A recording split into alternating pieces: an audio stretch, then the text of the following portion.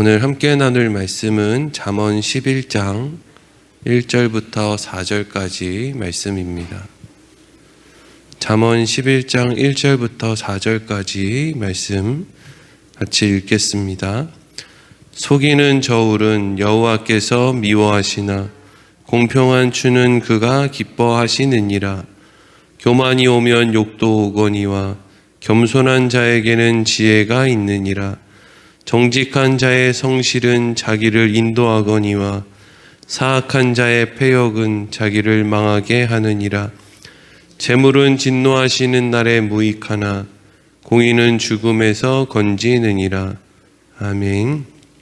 오늘은 속이는 저울의 숨은 마음이라는 제목으로 말씀을 나누도록 하겠습니다. 오늘 본문의 말씀은 이제 솔로몬이 지혜에 대해서 설명을 하는 중에, 지혜는 우리가 무엇에 가치를 두고 사는지를 보면 그 사람 안에 있는 지혜가 드러나게 된다.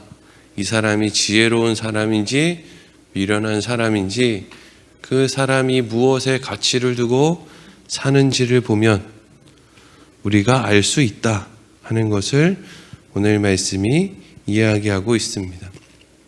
오늘 1절 말씀을 다시 읽어보겠습니다. 시작. 속이는 저울은 여호와께서 미워하시나 공평한 추는 그가 기뻐하시느니라. 아멘. 어떤 사람이 장사를 하는데 이제 저울을 속이는 거예요. 사람들이 왜 저울을 속일까요? 돈 벌려고 그러겠죠, 그럼 저울을 안 속이면은 돈을 못 버냐?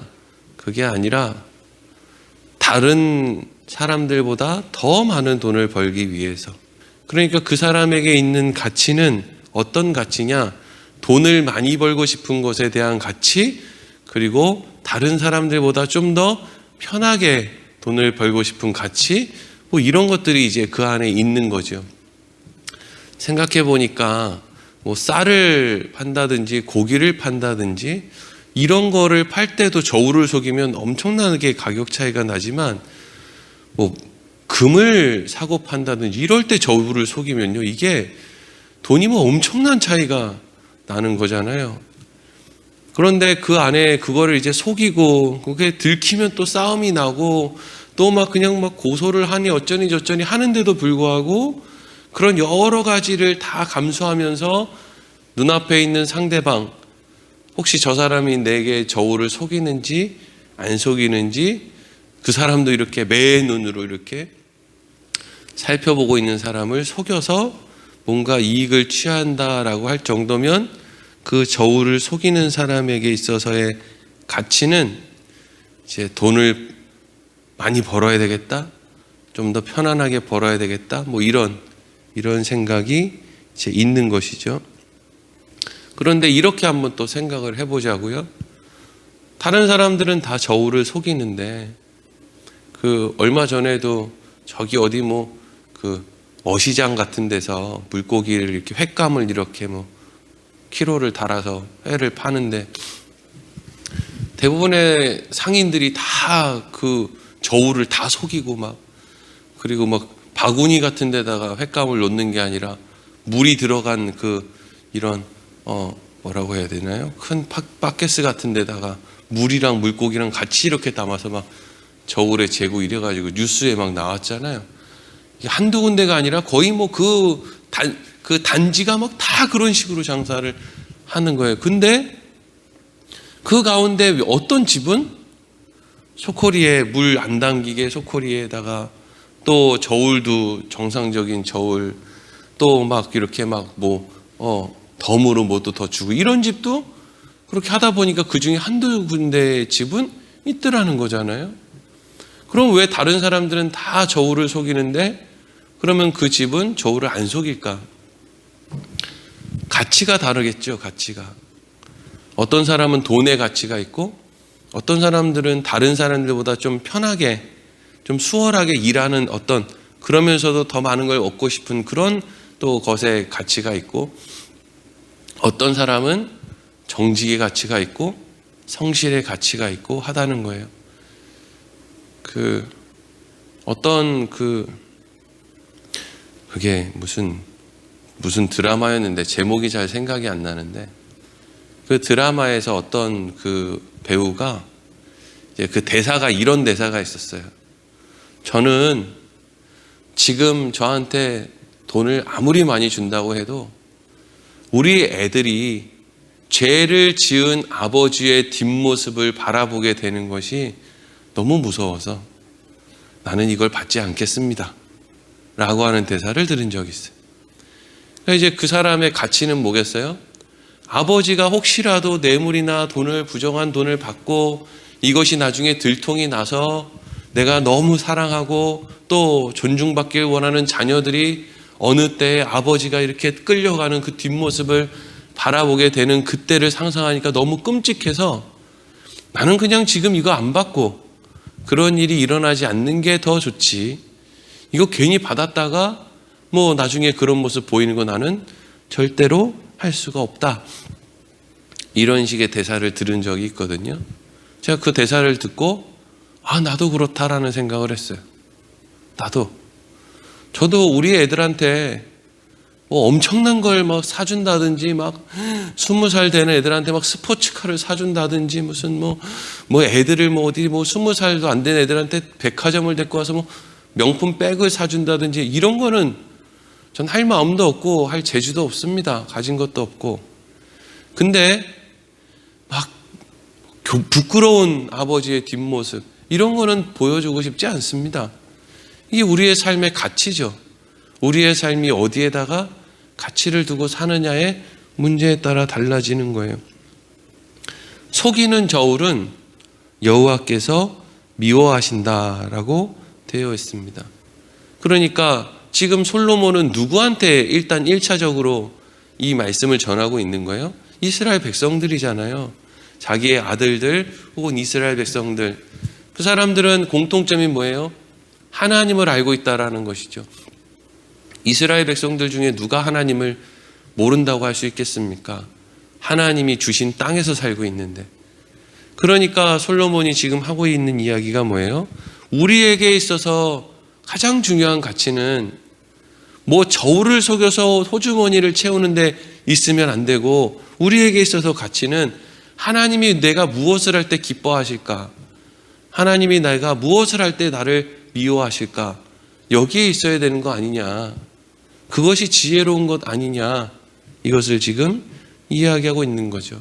하나님은 무엇을 기뻐하신다는 거예요? 공평한 추를 기뻐하신대요. 공평한 추, 속이지 않는 것, 정직한 것을 하나님은 기뻐하신대요. 그럼 왜 하나님은 그것을 기뻐하시느냐? 그것이 하나님의 명령이기 때문이기도 하지만, 그 중심에는 다른 사람들은 다 저울을 속이는데 하나님, 저는 저울을 속이지 않겠습니다 라고 하는, 하나님을 기쁘시게 해드리기 위해서 내가 저울을 속이지 않는 행동 안에는 하나님을 향한 믿음이 있다는 거예요. 믿음. 내가 이렇게 해도 내 아버지가 나와 함께 해주시니까 나는 괜찮아. 당장 내 호주머니가 비어도 괜찮아. 내 아버지는 가진 것이 많아. 아버지와 좋은 관계를 맺으면 돼. 아버지가 나에게 주실 거야. 그 안에는 아버지를 향한 믿음이 있다라는 거예요. 다윗이 어느 날 자기 집 2층에서 이렇게 주위를 돌아보다가 옆집의 여인이 목욕하는 장면을 우연히 목격하게 되죠. 그 여인이 우리아의 아내 밧세바 아닙니까? 그래서 밧세바를 데려다가 몹쓸 짓을 하고 그것을 감추기 위해서 애를 쓰다가 그 남편 우리아를 또 전쟁터에 내보내서 죽이도록 또 교사를 하고, 그 일을 다 했을 때 나단 선지자가 와서 다윗을 책망하고, 그때 하나님이 다윗에게 뭐라고 책망했는 줄 아세요? 제가 읽어보겠습니다. 사무엘하 12장 8절. 내 주인의 집을 내게 주고 내 주인의 아내들을 내 품에 두고 이스라엘과 유다 족속을 내게 맡겼느니라. 만일 그것이 부족하였을 것 같으면 내가 내게 이것저것을 더 주었으리라. 아멘. 다윗아, 너에게 아내가 필요하면 나한테 말을 하지. 왜 그것을 강제로 빼앗았어?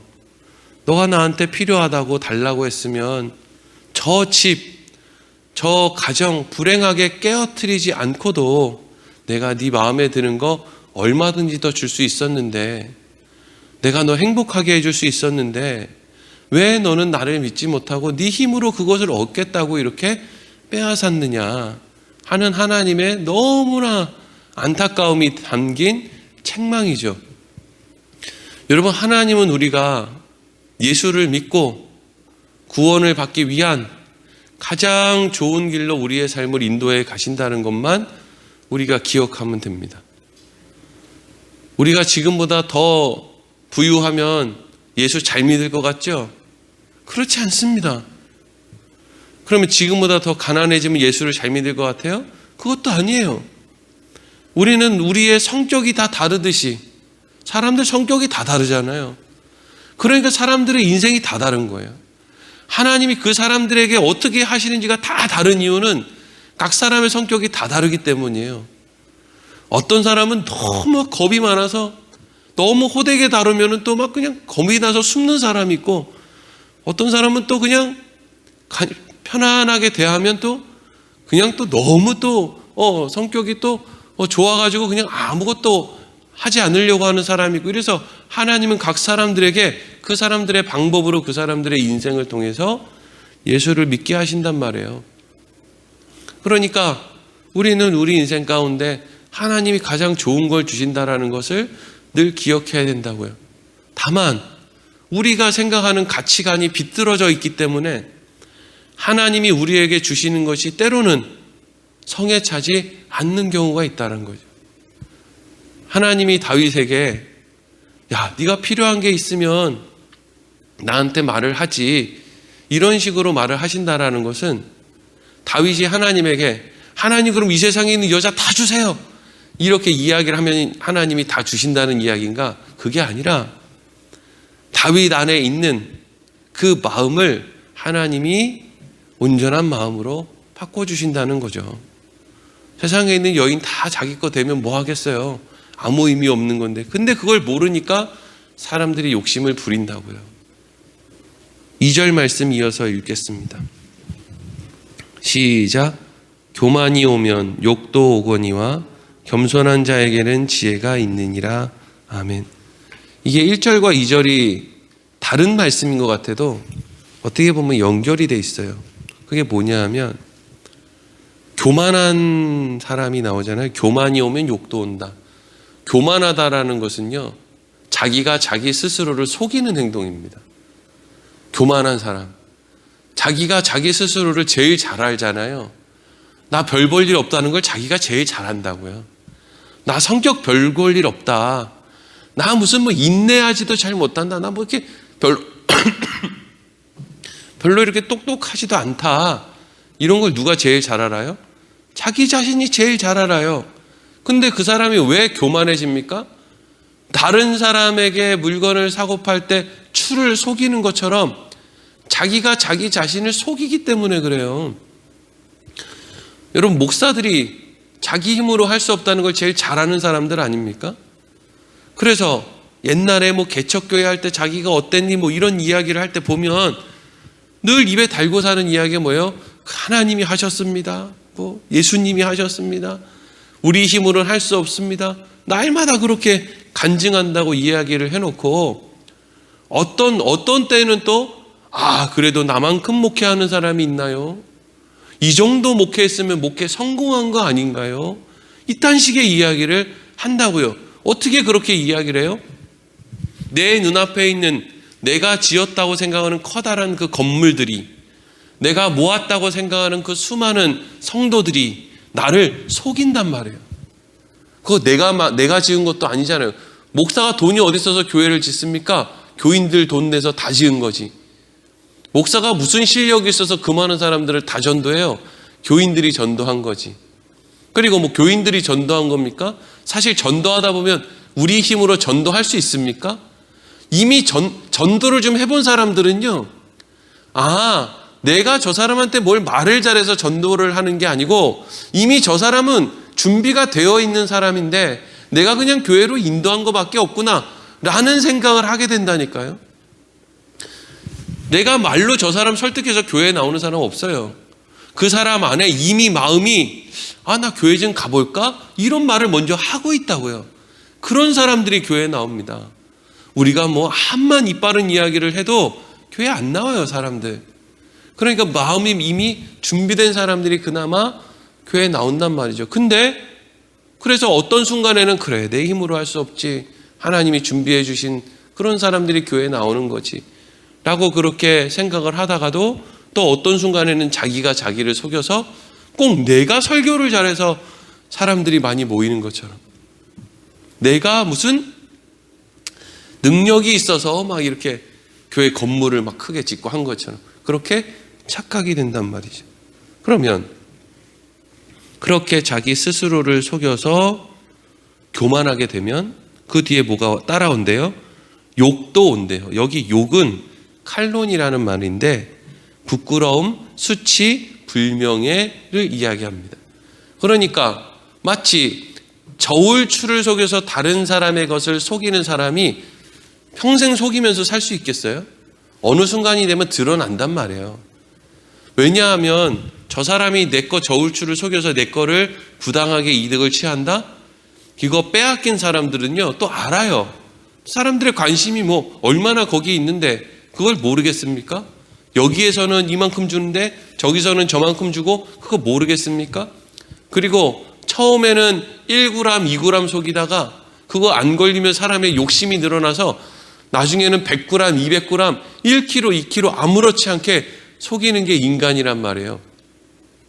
처음에는 사람의 교만함이 그냥 조금씩 자라나다가 어느 순간에는 나중에 아주 그냥 걷잡을 수 없이 교만해지면 마치 자기가 무슨 보혜사, 성령이라도 된 것처럼 그렇게 막 집회 때 막 자기가 막 대단한 사람인 것처럼 그러고 이제 자기를 포장하게 된다고요. 근데 그게 교만이 오면 욕도 온다는 말은 무슨 이야기냐면 들통이 난다는 거예요. 들통이. 그렇게 상대방을 속이는데 뭐 시장에서 그거 들통 안 나겠어요? 회센터 단지 전체가 뉴스에 지금 보도가 되니까 거기가 아주 그냥 문을 닫을 정도가 됐어요. 그거 드러날 거라고 생각했겠습니까?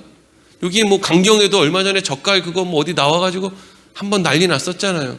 그거 뭐 자기들 드러날 거라고 생각했어요. 근데 드러나니까 얼마나 부끄럽냐고요.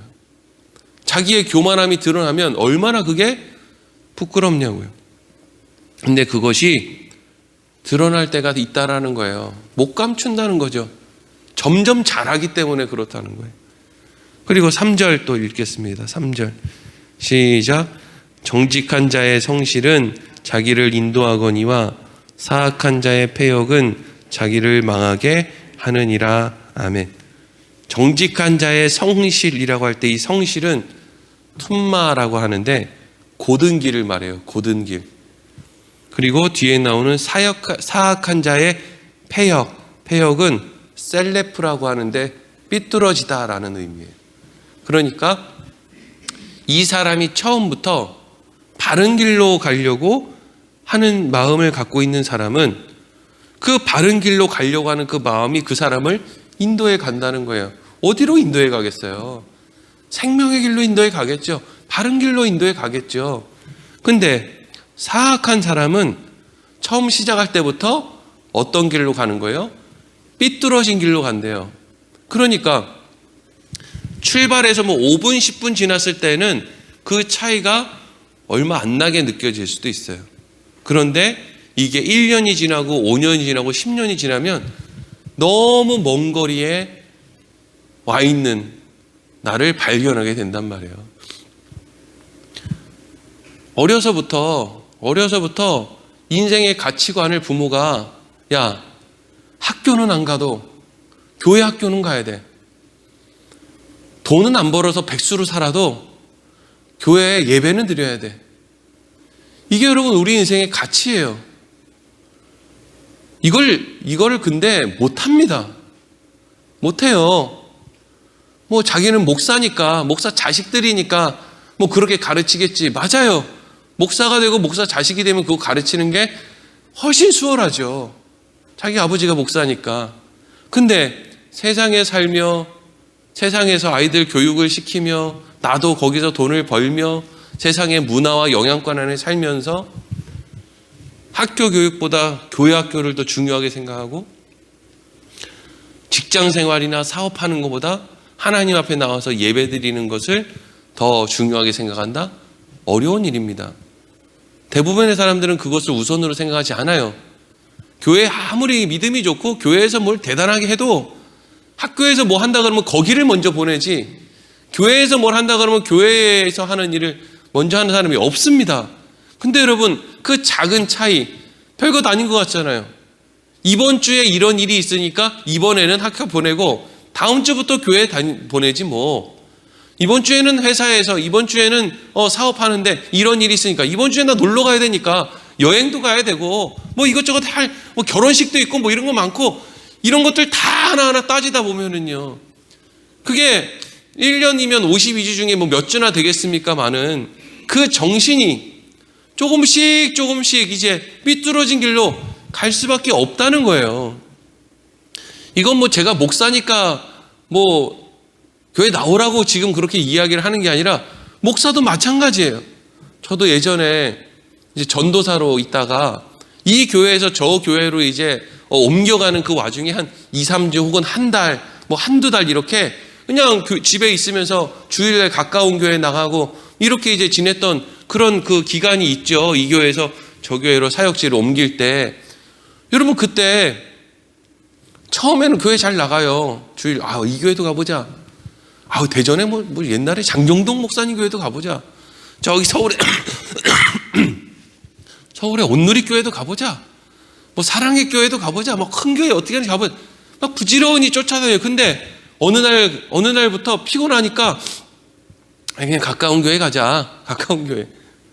그러다가 나중에는 11시까지 꼭 갈 필요 있나? 2시 예배도 가면 되지. 청년 예배 가지 뭐 청년 예배. 이게 여러분, 사람이 가만히 있으면요, 현재 자리를 지키는 게 아니라 가만히 있으면 떠내려갑니다. 믿음의 자리를 지키지를 못해요. 조금씩 비뚤어지다가 나중에는요, 뭐 그냥 꼭 가야만 되나? 여기서 그냥 예배 드리면 되지. 기독교 TV 틀면 다 나오는데. 그리고 이렇게 뜩 누워가지고 반쯤 기대듯이, 이건 왜 예배 드리는 것도 아니고 누운 것도 아니고 앉는 것도 아니고 뜩 누워가지고 나오는 사람들 그 설교를 들으면서 저걸 설교라고 하고 있나? 이러고 있는 거예요. 이러고. 누가요? 제가요. 네? 그러니까 처음부터 그 가치관이, 그 길이 올바른 길로 가지 않으면 시간이 지나면 그 길이 비틀어져서 나중에는 돌아오기가 너무 힘든 데까지 그렇게 가게 된다는 거죠. 그러니까 처음부터 바른 길을 가려면 애를 쓰고 그 자리를 지키려고 싸워야 되는 거예요. 참 그게 어렵습니다.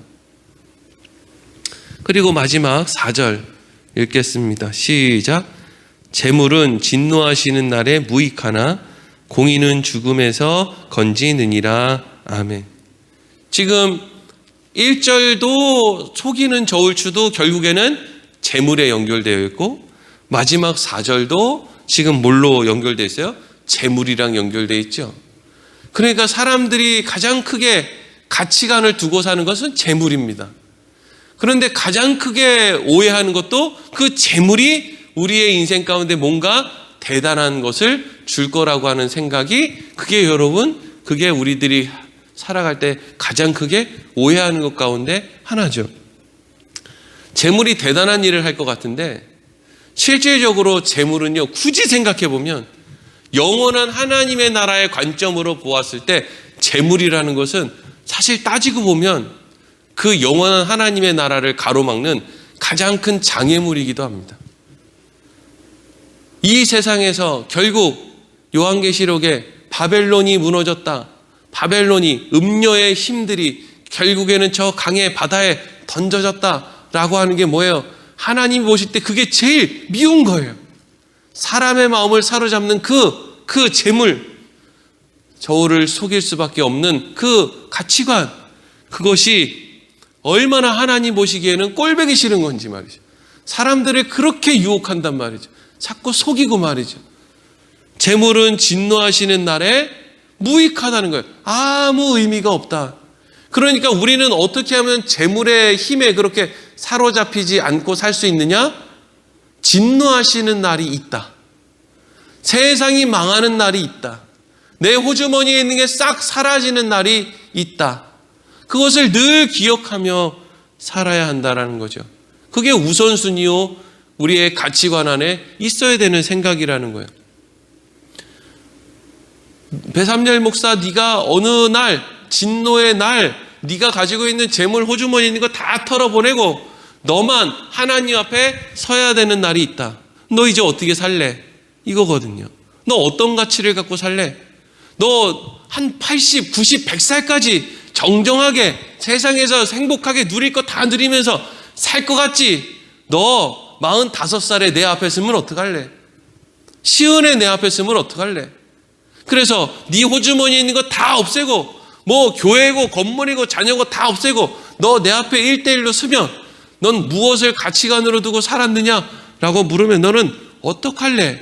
라고 하는 그 생각을 잊지 않고 사는 거죠. 재물은 진노하시는 날에 무익하지만 공의는, 공평한 저울추는, 하나님을 향한 우리의 마음은 죽음에서 우리를 어떻게 한대요? 건진다. 여러분, 우리는 이런 말씀을 늘 함께 나누어야 되는 이유가 뭐예요? 세상은 우리를 자꾸 집어삼키려고 하기 때문이에요. 저울추 속여. 다 그러고 살잖아. 아니 뭐 믿음 생활 그렇게 하는 거지 뭐. 다 그러고 살잖아. 그래도 네가 니네 교회에서 그래도 믿음 좋은 편에 들지 않아? 괜찮아. 주일 한두 번 빼먹고 놀러 가는 거지 뭐. 네가 뭐 목사야? 아이 뭐 그렇게 해가지고 눈속임 좀 해가지고 호주머니 좀 채우는 거지 뭐. 괜찮아. 뭐 그런 거 아니야. 세상 사람들은 더 심하게 하고 살아. 그러니까 너는 그냥 대충 살아. 라고 하는 그런 생각들이 일주일이면 6일은 세상에서 내가 그 영향을 늘 받고 겨우 일주일에 한 번 교회 나와가지고 어떤 사람은 1시간, 어떤 사람은 하루에 1시간 이렇게 나와서 이 이야기를 듣는데 우리가 그거라도 안 하면 우리가 우리의 가치관 어떻게 지킬 수 있느냐는 거예요. 그러니까 솔로몬이 계속 이야기를 하는 거죠. 아버지의 말을 들어라. 아버지의 법을 지켜라. 다른 길로 가지 마라. 무엇을 바라보고 살아야 되는지 세상에게 잡혀 먹지 말고 네가 세상을 이겨라 하는 것이죠. 자, 오늘 새벽에 나는 도대체 무엇을 위해 사나? 무엇을 위해 돈을 벌고 무엇을 하려고 밥을 먹고 무엇을 하려고 사람들을 만나고 말을 하고 도대체 무엇을 하기 위해서 나는 사는 건가? 어쩔 수 없이 그냥 세상에 붙들려서 죽는 게 무서워서 사는 건가? 아니면 사는 날 동안에 내가 하나님 앞에서 사람 앞에서 뭔가 내가 해야 될 일이 있으니까 바른 마땅한 가치를 가지고 사는 건가? 우리가 오늘 한번 다시금 또 생각을 깊이 해보고 바른 길로 걸어가는 인생들 되기를 소망합니다. 기도하겠습니다.